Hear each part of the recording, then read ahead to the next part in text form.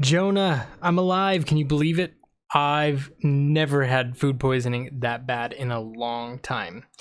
If ever, really. I'm like, I've never, maybe, possibly ever for a long time. But I'm pretty sure it's been a long time since I've been that sick from food poisoning. But thankfully, I'm feeling pretty much back to 100% today.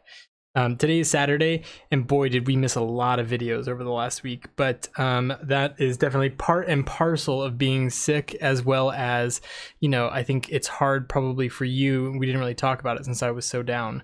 But I could imagine it was really hard to keep producing your videos every other day when I wasn't participating.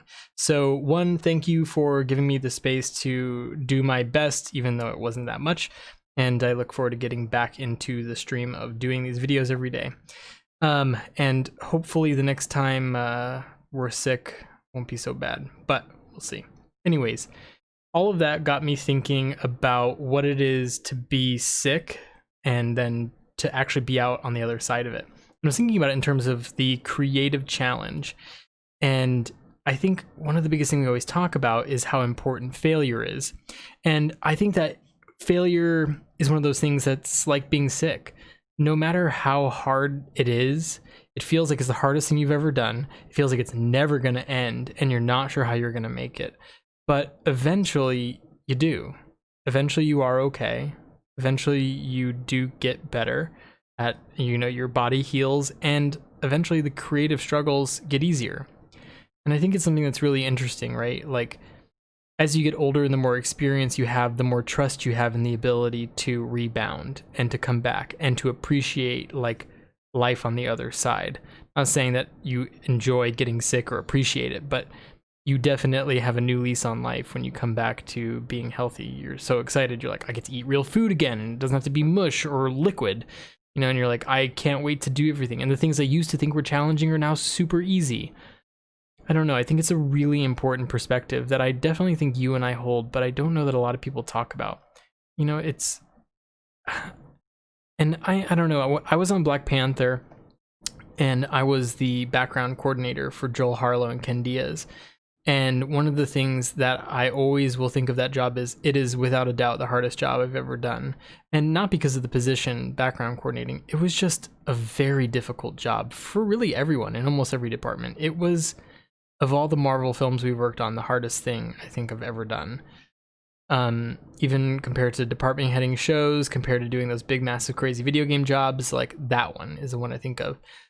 And I wasn't sure I was going to make it. I didn't know if I was going to quit or if I was going to get fired. And it was so hard. I mean, I literally left work every day crying, basically, in my car. And I'm not ashamed to say that. It was really hard. And, I had a friend who told me, her name is Kim Felix, and she's a great makeup artist. She's been in the business a long time, and she was like, you're gonna appreciate it if you stay. And I was like, I know I'm gonna appreciate it. I know that because I've been through other things like this, but it's just so hard to feel that way right now.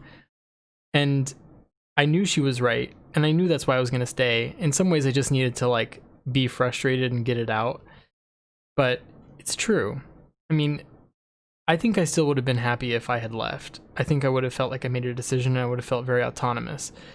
But I do appreciate that I stayed, and I appreciate the challenge. And it got even more difficult, My relationship with Joel, the department head, we didn't keep up after that. We didn't talk much, and it felt like I lost a relationship there.